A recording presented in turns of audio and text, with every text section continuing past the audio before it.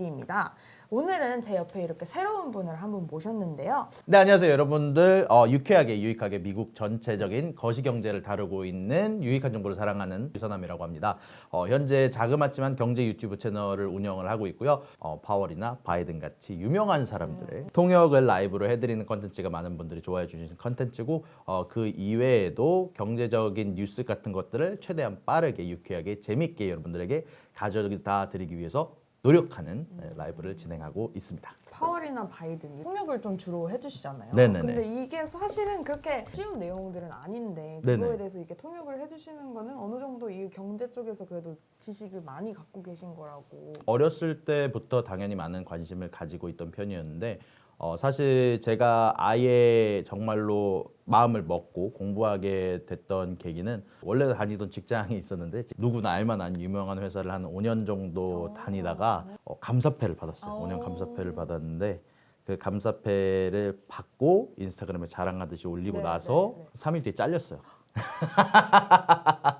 네. 그런 상황에서 이제 미국에서 사는 비용이 만만치가 않다 보니까 제가 당장 돈을 벌 수 있던 수단이 투자라는 수단밖에 없었던 상황이었고, 사실 제가 본업이 컨설팅 쪽이다 보니까 애초에 회사의 재무제표를 읽거나 아니면은 회사의 리스크 같은 것을 확인을 하거나 거기에 대해서 해결 방안을 보는 것들에 익숙해진 상황이라서 그런 것들을 적용해서 투자를 시작하게 됐고 경제에 관심을 가지게 됐죠. 그럼 원래 본업도 뭐 이렇게 좀 회사를 들여다보는 일을 하다 보니 그쵸. 자연스럽게 이제 경제 쪽으로 맞아요. 관심이 많이 가십니다.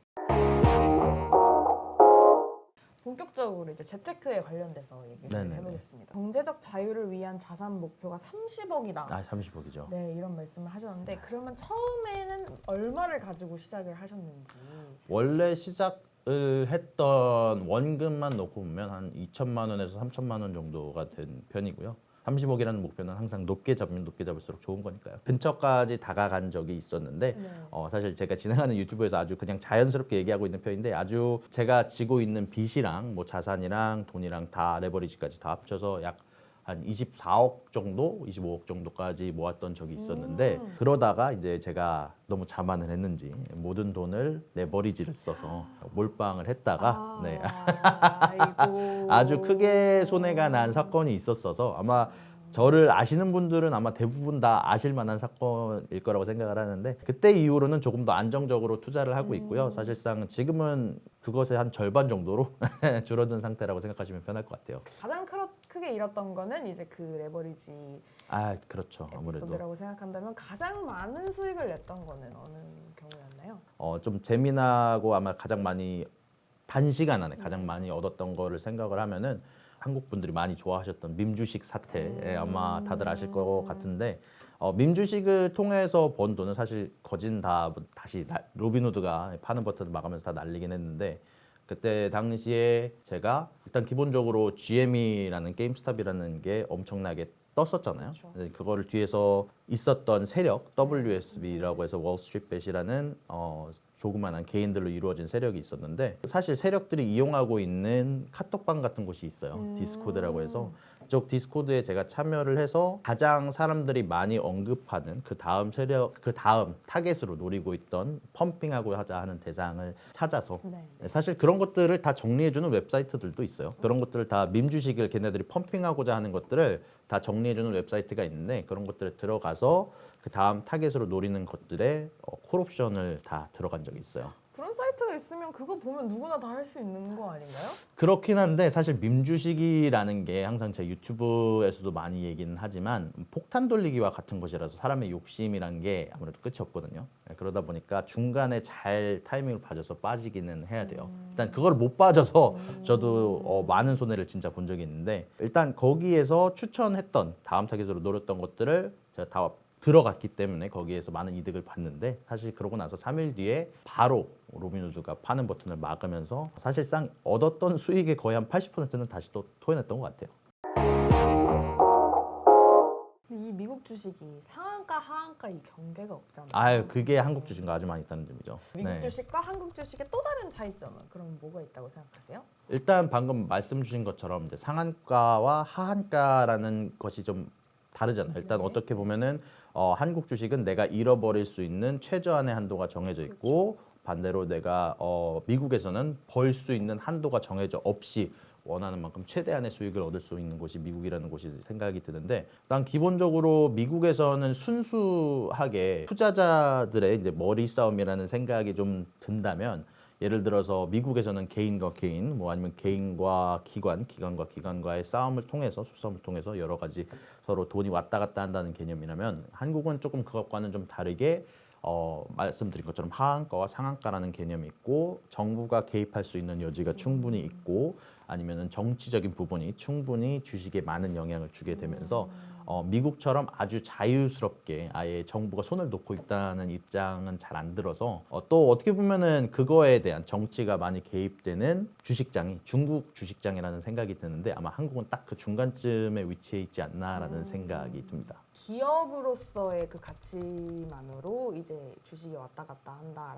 꼭 그렇지는 않죠. 뭐 가장 대표적인 케이스로서 어떻게 보면은 테슬라라는 회사를 네. 많이들 아실 거라고 생각을 해요. 테슬라라는 회사가 분명히 굉장한 기업 가치를 지니고 있는 회사는 맞지만, 어떻게 보면 또 일론 머스크라는 걸출한 CEO의 존재로 인해서 원래 가지고 있는 기업 가치보다도 더 높게 평가받고 네. 있고, 또 더 재밌는 거는 이 일론 머스크라는 인물이 테슬라라는 회사가 또 그거에 호응해서 투자 그쵸. 받는 만큼 네. 거기에 또 답변을 해주는 그런 재밌는 부분이 있는 것 같아서, 어떻게 보면은 이게 멀티플이라는 개념을 많이 쓰거든요. 이제 섹터별로 어떤 회사가 더 인기가 있고 어떤 부분이 더 평가를 받고가 정해져 있는 편이라서 꼭 기업의 가치가 바로 주가로 연결되지는 않지만 충분히 연관성은 있다, 코릴레이션이 있다라고 보거든요. 한국에 테슬라를 보유하고 계신 분들이 굉장히 많거든요. 엄청 많죠. 코로나 때 테슬라로 수익을 내신 분들도 굉장히 많으실 거고, 엄청 많으실 겁니다. 지금 그 머스크의 말 한마디 한마디에 가슴이 출렁거리실 분도 많으실 것 같은데, 일단 기본적으로 저희가 생각해야 되는 투자의 기본적인 부분은, 내가 어떤 회사를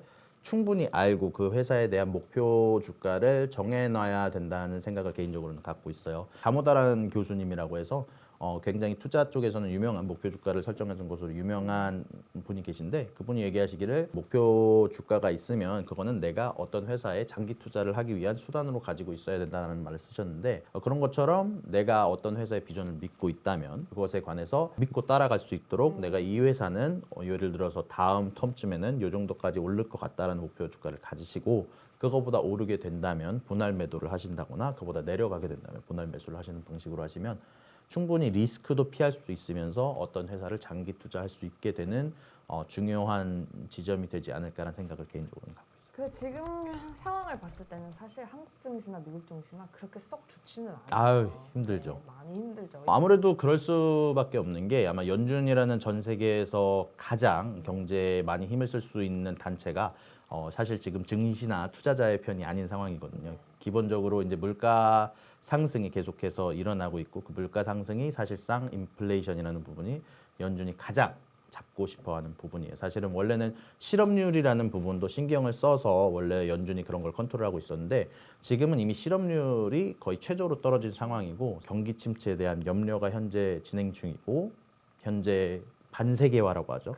지금 현재 러시아와 우크라이나는 전쟁을 하고 있고, 그 덕분에 지금 현재 일어나고 있는 원래는 굉장히 효율적으로 전 세계가 돌아갔거든요. 예를 들어서 중국에서는 어떤 부품을 만들면 우크라이나에서는 식량을 만들고 러시아에서는 가스를 공급해주고, 이런 역할들이 정해져 있었는데, 이것들에 대한 경계가 무너져 내리면서, 이때 사실 예전은 너무나 효율적이었지만 반대로 얘기하면 부품 중 하나가 고장이 난다면, 지금 현재 러시아와 우크라이나라는 부품, 그리고 중국이라는 부품이 고장이 나면서 사실상 전체 경제가 윤활하게 돌아가지 못하게 됐고요. 그럼에 따라서 결국 비용이 추가적으로 발생하게 됐고, 사람들이 무엇을 제조할 때 더 단가가 들어가게 되고, 연준이 지금 인플레이션을 잡자라고 얘기를 하고 있는 상황이라 수요는 떨어질 거고, 문제는 내가 무언가를 생산하기 위한 단가 자체는 결국에는 전쟁이나 반세계화로서 올라가면서 회자는 이중고를 겪고 있는 상황이라서 아마 당분간은 약세장이 좀 지속되지 않을까라는 개인적인 생각, 이건 개인적인 생각, 틀릴 수도 있어요.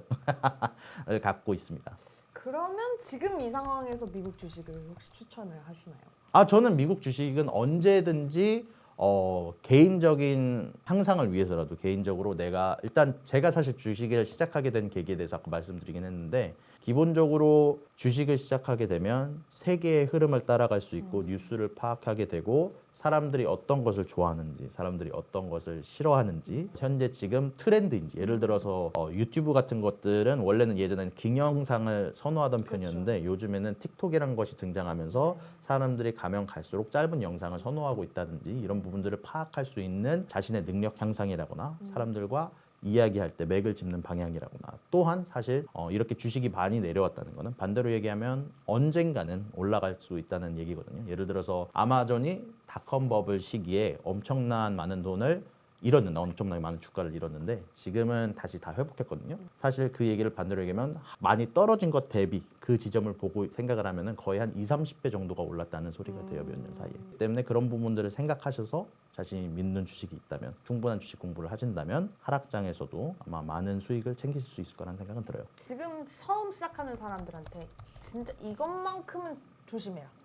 일단은 기본적으로 지금 같은 하락장에서는 제가 했던 실수 아까 제가 말씀드렸잖아요. 레버리지랑 마진을 쓰다가 많은 손실을 많이 냈다고. 하락장에서의 레버리지는 굉장히 시한폭탄 같은 존재거든요. 이제 그런 부분들을 줄이시면서 가장 좋은 방법은 제가 아까 말씀드렸던 분할 매수와 분할 매도라는 방법이라고 생각해요. 내가 목표한 주가가 있으면 어떤 회사의 가치가 있으면 그거보다 떨어질 때마다 분할 매수를 하시고 그거보다 올라간다면 분할 매도를 통해서 리스크 관리를 하시고 그리고 사실 이런 투자들을 굉장히 도와줄 수 있는 많은 툴들이 있어요. 제가 아까 말씀드린 것처럼 뭐 WSB 같은 뭐 그 당시에 밈 주식 열풍을 일으켰던 걔네들의 대화를 분석해주는 웹사이트도 있고요. 또 반대로 예를 들어서 내가 어떤 부분에 대해서 알고리즘 같이 투자를 하고 싶다. 밈 주식 같이 갑자기 열풍을 끄는 그런 것들이 아니라 내가 진짜 알고리즘을 봐가면서 투자를 하고 싶으시다면 트레이딩 뷰라는 웹사이트가 있는데 그런 것들을 이용해서 내 알고리즘을 백테스팅을 하면서 이게 되는지 안 되는지 충분히 찾아보실 수 있어요. 재무제표를 많이 보신다고 말씀을 하셨잖아요. 많이들 보죠. 네. 그 재무제표 이외에 또 그 기업을 판별하는 어떤 방법이 따로 있으신지. 일단 재무제표는 기본적으로 여러분들이 알고 가야 되는 아예 베이스라인 같은 존재고요. 일단 기업의 재무제표를 봐야 일단은 사실 제가 어떤 회사가 기본적으로 얼마나 버는지 현금의 흐름이 얼마나 되는지 아니면은 이 회사가 현재 어떤 평가를 받고 있는지를 파악할 수가 있거든요. 근데 또 재무제표뿐만이 아니라 또 다른 그 기업에 관련된 섹터들을 보셔야지. 예를 들어서 내가 어떤 핀테크에 투자를 한다. 그럼 핀테크들이 받는 멀티플이라고는 표현을 쓰거든요. 이제 P 레이시오라고 하는데 약간 그런 부분들이나 아니면 에비타 같이 기업 가치가 현재 지금 내가 지금 투자하고자 하는 회사가 다른 회사에 비해서 저평가인가 고평가인가 또 반대로 얘기해서 나라도 예를 들어서 지금 중국 주식 같은 경우는 엄청나게 저평가를 받고 있거든요. 그럼 멀티플이 굉장히 낮게 평가를 받고 있는데 그런 멀티플이 현재 지금 얼마인가 과연 나중에 중국이 다시 정상적으로 돌아가게 되면 그 멀티플이 다시 복구하면서 주가가 복구할 수 있는가 이런 부분들을 파악하기 위해서는 재무제표뿐만이 아니라 그 주변의 섹터들의 재무제표나 혹시 멀티플들을 파악하기도 해야 되고요. 또 다른 이야기를 해드리자면 사실 제가 이번에 중국 주식 하나를 투자를 하다가 재무제표만 보고 멀티플만 보고 단순한 지표들만 보고 투자를 했다가 회계 조작으로 뒤통수를 맞았던 사건이 있는데 이런 것들은 사실 제가 좀 더 주의 깊게 봤다면 조금 더 중국이란 나라의 리스크를 생각을 했었다면 어떻게 보면 피할 수 있는 부분이기도 했는데 이런 것처럼 사실 또 재무제표만 보면은 제가 미스하는 부분들이 있기 때문에 여러분들이 항상 뉴스들도 잘 살펴보시고 만약에 관심 있는 회사가 있다면 그 회사의 발표에도 참여를 하고 실질적으로 뭐 방문을 하실 수 있다면 방문을 통해서 직접적으로 간접적으로든 그 회사에 대한 정보를 충분히 얻는 게 아무래도 중요한 부분이 아닐까. 뭐 기본적으로 워렌 버핏 같은 아주 유명한 투자자도 어떤 회사에 관해서 굉장히 많은 관심이 생기면 많은 조사를 통해서 투자를 결정을 하잖아요. 워렌 버핏은 대표적인 장기 맞아요. 투자자시잖아요. 맞아요. 유선아님이 생각하셨을 때 미국 주식은 장기 투자에 좋은 주식이라고 생각하세요? 사실 투자자의 성향에 따라서 많이 달라진다고 생각을 하는데 회사에 따라서도 많이 달라지는 게 지금 이미 충분히 성장한 네. 회사들은 예를 들어서 뭐 구글이나 뭐 아마존이나 요즘에는 변동성이 심하긴 하지만 원래는 그렇게까지 변동성이 심하지 않고 천천히 올라간다는 장점을 가지고 있는 주식이에요. 사실 그런 것들을 믿고 투자를 하신다면 네. 장기 투자가 좀 더 알맞은 분이 되실 것이고 만약에 내가 변동성을 즐긴다, 내가 시간이 충분하고 내가 어떤 거에 대해서 대응이 빠른 사람이다라고 생각이 드시면 당연히 뭐 단타를 통해서 많은 수익을 얻으실 수 있을 거라는 생각이 들어요. 그럼 유선아님이 생각하시는 이 인플레이션은 어떻게 될 것 같으세요? 인플레이션이요? 일단 저는 당분간은 일단 완화되는 모습이 보이더라도 계속해서 물가 상승률은 유지할 거라는 생각이 들어요. 일단 기본적으로 인플레이션이 지금 당장 잡기 어려운 부분이 반세계화라는 부분이 저는 사실상 공급이라는 부분이 네. 수요보다 크다고 하거든요. 단 그럼에도 불구하고 연준이 컨트롤할 수 있는 수단이 공급은 연준이라는 큰 단체가 컨트롤할 수가 없어요. 공급이라는 부분은 결국 중국에서 그렇죠. 넘어오는 물자도 있고 네. 러시아에서 넘어왔던 물자도 있는 부분이라 네. 그런 부분들이 컨트롤이 불가능한 상황에서 수요만으로 컨트롤을 하고 있는데 저는 거기에 대해서 명확하게 한계는 존재한다고 생각을 합니다. 그렇기 때문에 지금 경기 침체에 대한 단어가 나오고 있는 부분이고요.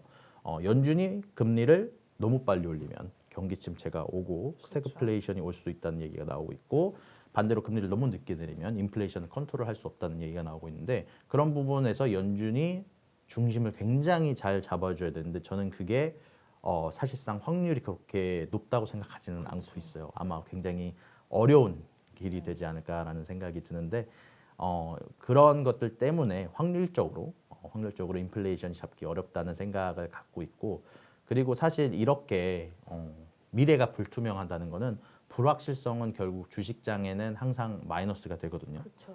사실 그렇기 때문에 당분간은 이런 불확실성이 어떤 쪽으로 작용할까? 예를 들어서 에너지 쪽에는 에너지 가격이 오르면서 정유주들이 많이 올랐잖아요. 이런 부분들을 생각을 하시면서 투자를 하시면 좋은 수익을 거두실 수 있을 거라는 생각이 들고요. 마지막으로 시청자들에게 한 말씀 해주신다면? 요즘에 많이 힘들어하시는 분들이 저도 많이 힘들어하고 있지만 계실 것 같은데 항상 이런 시기에 반대로 많은 수익이 태어나기도 하거든요. 이 시기가 지나면 어려운 시기가 지나면 그것보다 좋은 시기가 오리기 마련이고 항상 힘들어할 때는 항상 다른 분들과 이야기를 통해서 집단지성을 통해서 더 좋은 정보를 얻을 수도 있고 일단 너무 힘들어하시지 마셨으면이라는 생각이 개인적으로는 들어요. 저도 아까 말씀드렸다시피 정말 많은 돈을 잃은 적이 있거든요. 거의 한 포트폴리오의 80% 정도가 날아간 적이 있어요. 근데 그때 가장 먼저 제가 했던 생각은 돈을 잃었으면 다시 또 좋은 날이 오기 마련이고 원래는 직장을 은퇴하려고 했었지만 돈을 많이 벌어서 그게 아니라 당분간은 회사를 위해서 열심히 일해줘야겠다. 노동의 가치가 올라가는 시대가 네. 됐구나라고 생각을 하면서 조금 더 자신에게 위로도 하면서 좀 더 긍정적으로 생각하시는 분들이 많으셨으면 좋겠어요. 목표 30억을 채우신다면 30억을 채운다면 재테크를 그만하실 건가요? 재테크는 아마 제가 유튜브를 하기 위해서라도 아마 계속 할 것 같은데 단 이제 제가 지금은 여러 가지 직장을 다니면서 본업을 다니면서 유튜브는 사이드로 하고 있지만 아마 그때가 된다면 말씀드렸지만 저는 기본적으로 사람들의 관심을 좋아하는 사람입니다. 관종이라는 표현을 썼는데 일단 저 같은 경우는 유튜브에 조금 더 힘을 쓰고 많은 분들과 이야기를 할 수 있는 의사소통에 좀 더 힘을 쓰게 되지 않을까. 본업이랑 노동의 가치보다는 조금 더 사람들과 수다를 떠는 약간 자아 실현의 가치라고 하나요? 그런 쪽에 좀 더 시간을 투자할 것 같습니다. 오늘 나와주셔서 감사합니다. 감사합니다.